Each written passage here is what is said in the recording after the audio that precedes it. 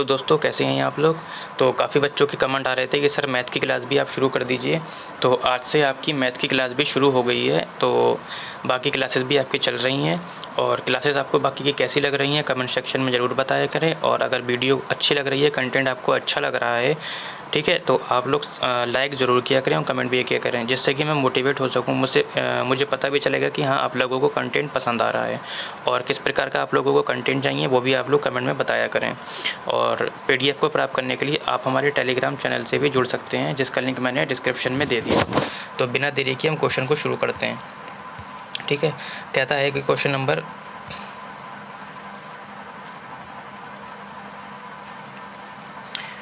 ठीक है, पूरा क्वेश्चन आ गया है। कहता है, पहला क्वेश्चन कह रहा है कि प्रिया गणितीय प्रश्न करने में निपुण है। ठीक है, तो कह रहा है कि उसमें किस प्रकार की बहुबौद्धिकता की अधिकता है। कह रहा है कि यदि कोई आपके बच्चा है क्लास का जो गणितीय प्रश्न करने में बहुत निपुण है, तो उसके अंदर कौन सी बुद्धि ये पाई जाती है। कह रहा है भाष्य बुद्धि पाई जाती है, तार्किक बुद्धि पाई जाती है, अंतर वैयक्तिक पाई जाती है या मनोगत्यात्मक पाई जाती है। ठीक है, भाष्य किस में पाई जाती है, कवि में पाई जाती है। तार्किक किस में पाई जाती है, तार्किक पाई जाती है जो गणना करने में परफेक्ट होता है, यानी कि गणितीय प्रश्न करने में निपुण होता है, उसमें तार्किक बुद्धि पाई जाती है। तो ऑप्शन क्या हो जाएगा, 2 हो जाएगा। ठीक है, अब भाषाई किस में पाई जाती है, जैसे कि कवि, इन सब में पाई जाती है। ठीक है, तो आगे बढ़ते हैं क्वेश्चन नंबर 2 की ओर। क्वेश्चन नंबर दूसरा कहता है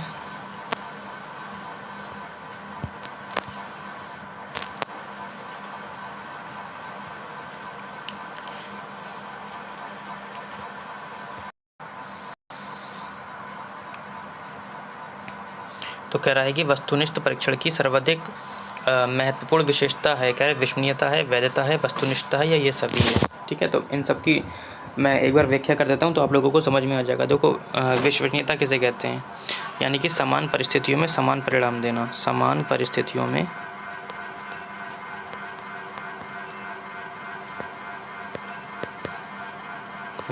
समान परिणाम देना। ठीक है, यानी कि मैं मार्केट गया जलेबी लेने, तो मुझे उसने गर्म दी, और मैंने किसी बच्चों को भेजा तो उसने गर्म नहीं दी, ठंडी थमा दी, बासी। तो ये क्या, इसमें विश्वसनीयता नहीं पाई गई। ठीक है, विश्वसनीयता कब पाई जाती है, जब वो उसे भी गर्म देता। इसे बोलते हैं विश्वसनीयता। वैधता क्या कहते हैं, वैधता बोलते हैं परीक्षण जिस उद्देश्य के लिए बनाया गया है उसकी पूर्ति करे। परीक्षण जिस उद्देश्य के लिए बनाया गया है उसकी पूर्ति करे, है ना। परीक्षण जिस उद्देश्य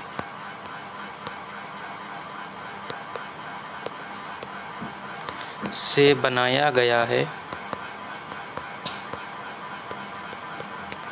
उसकी पूर्ति करे। यानी कि जैसे कि मैंने रिचार्ज कराया 28 दिन का, ठीक है, अब वो चल रहा है कि 20 दिन, तो क्या उसमें वैधता पाई गई, नहीं पाई गई ना। तो इसे ही हम वैधता बोलते हैं। वस्तुनिष्ठता किसे कहते हैं, वस्तुनिष्ठता का मतलब होता है कि ये परीक्षा जो है पक्षपात रहित होना चाहिए। ठीक है, तो ये तो वस्तुनिष्ठ परीक्षण में ये सब चीज़ें पाई जाती हैं। ठीक है, तो ऑप्शन ये भी होगा, ये भी होगा और ये भी होगा, यानी कि ऑप्शन क्या हो जाएगा, ये सभी हो जाएंगे। ठीक है, तो आगे बढ़ते हैं। देखो, इसमें आंसर जो है आपका गलत दिया गया है। ठीक है, तो जब मैं पीडीएफ डाउनलोड करूँ तो आप लोग उसे सही कर लेना। ठीक है, तो यही आप इसको समझ लो। आगे बढ़ते हैं क्वेश्चन नंबर 3 की ओर। क्वेश्चन नंबर 3 कहता है कि सर्वाधिक प्रभावशाली शिक्षण सामग्री कौन सी है। कह रहा है कि प्रक्षेपित, प्रत्यक्ष अनुभव, प्रक्षेपित या इनमें से कोई नहीं। तो सबसे अच्छी जो शिक्षण सामग्री कह सकते हैं जो प्रत्यक्ष अनुभव है। जब बच्चा क्या होता है, देखकर, समझकर, सोचकर, है ना, अनुभव कर कर अपनी इंद्रियों द्वारा जब वो सीखता है तो क्या होता है, जल्दी सीखता है। तो प्रत्यक्ष अनुभव इसलिए जो होते हैं अवलोकन करने के लिए हम उसे कहाँ ले जाते हैं, ट्रिप पे ले जाते हैं, है ना, ज़ू ले जाते हैं, जिससे कि क्या हो, सामने से प्रत्यक्ष अनुभव हो, जिससे कि बच्चे जल्दी सीख सकें, है ना। तो बच्चों को जब छोटा से बड़ा सिखाया जाता है तो क्या होता है, प्रत्येक चीज़ें दिखाई जाती हैं। इन लोगों को अनार दिखाते हैं, आम दिखाते हैं, पत्तियाँ दिखाते हैं, अगर लीफ से सिखाना होती हैं।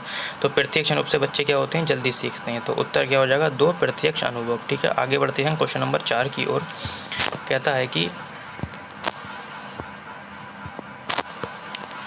कहता है कि मूल्यांकन का निकटतम संबंध होता है, विषय वस्तु से, मूल्यांकन प्रविधियों से, उद्देश्यों से या सीखने की क्रिया से। तो जो मूल्यांकन का निकटतम संबंध है वो उद्देश्य से है उसका, ठीक है। ऑप्शन नंबर क्या हो जाएगा 3। आगे बढ़ते हैं क्वेश्चन नंबर 5 की ओर। कह रहा है कि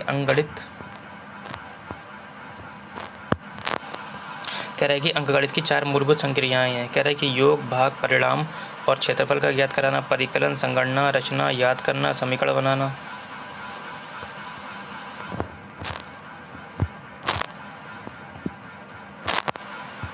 है ना, योग, गुणा, भिन्नों को दशमलव, है ना, समाकृतियों की रचना करना, या योग, व्याकरण, गुणा और भाग।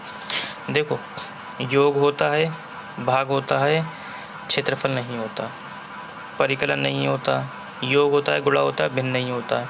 तो क्या क्या होता है? योग होता है, व्याकलन होता है, गुणा होता है और भाग होता है। यानी कि योग, है ना, व्याकलन, गुणा और भाग, ये क्या है? अंकगणित की 4 मूलभूत संक्रियाएं हैं, ठीक है। तो ऑप्शन क्या हो जाएगा आपका 4 हो जाएगा।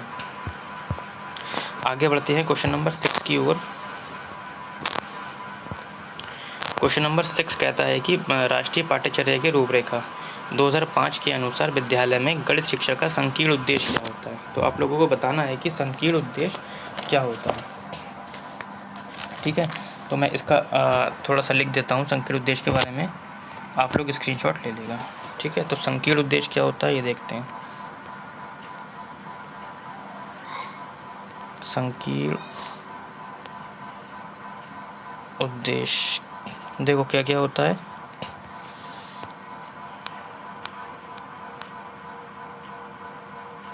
संख्या संबंधी कौशल,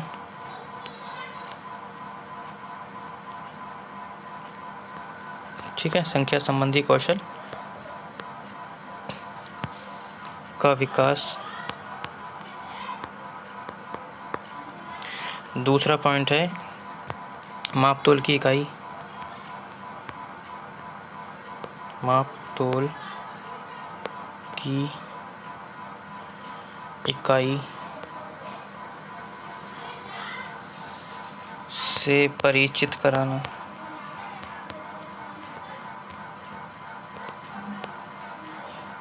तीसरा पॉइंट है आपका गणितीय संक्रिया का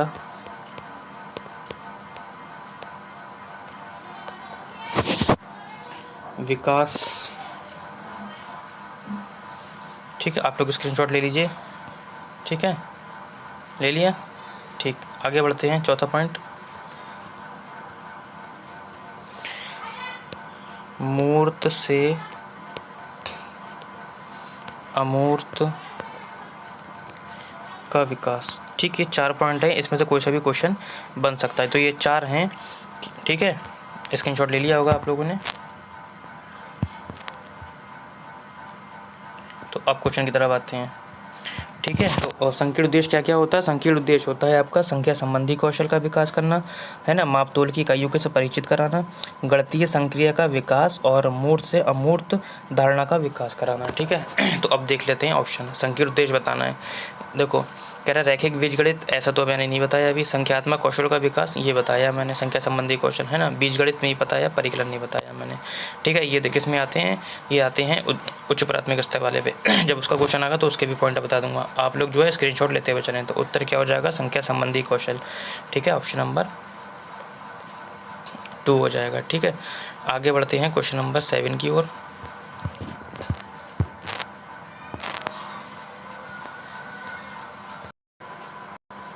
क्वेश्चन नंबर 7 कहता है कि गणित शिक्षक का मुख्य ध्येय क्या है। तो मुख्य ध्येय बताना है आप लोगों को। कह रहा है ज्यामिति के प्रमेयों और उनके प्रमाणों का स्वतंत्र रूप से सृजन करना, विद्यार्थी को गणित समझने और सहायता करना, उपयोगी क्षमताओं को विकसित करना, या बच्चों की गणितीय प्रतिमाओं का विकास करना, ठीक है। तो गणित का जो मुख्य ध्येय है वो है सोच का गणितीयकरण करना। क्या है? सोच का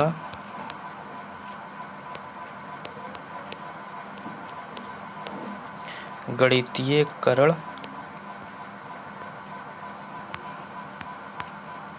करना, ठीक है। तो मुख्य ध्येय क्या है? सोच का गणितीयकरण करना, ठीक है। अब आप लोगों को आंसर मिल जाएगा।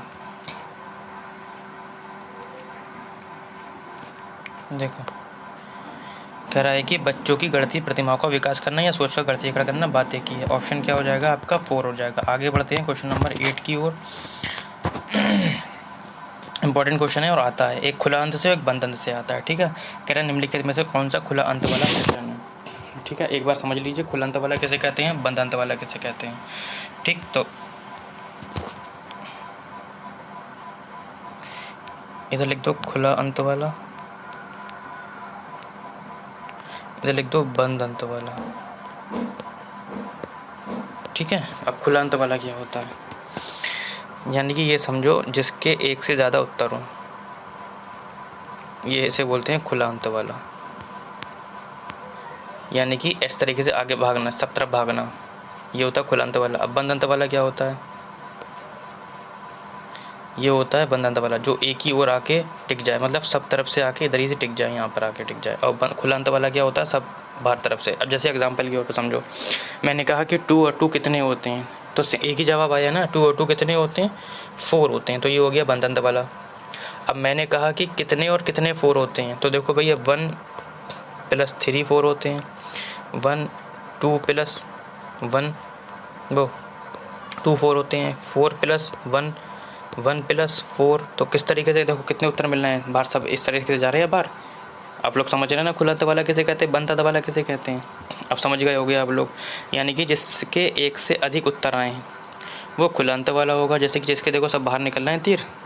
और बंद अंत वाला किसे कहते हैं, जिसका केवल एक ही जगह पर आकर टिक जाए, इसे हम बंद अंत वाला बोलते हैं। जैसे मैंने बोला 6 और 6 कितने हुए, आपने कहा 12, बंद अंत वाला। मैंने कहा 3 3 कितने हुए, आपने कहा 6 और 9, तो ये क्या हो गया, बंद अंत वाले हो गए। मैंने कहा कितने की मल्टीप्लाई करोगे, 9 होंगे, तब भी 3 की मल्टीप्लाई करोगे 9 होंगे, ये भी बंद अंत वाला आ जाएगा। तो अब लोग समझ गए होंगे। अब आते हैं क्वेश्चन की ओर।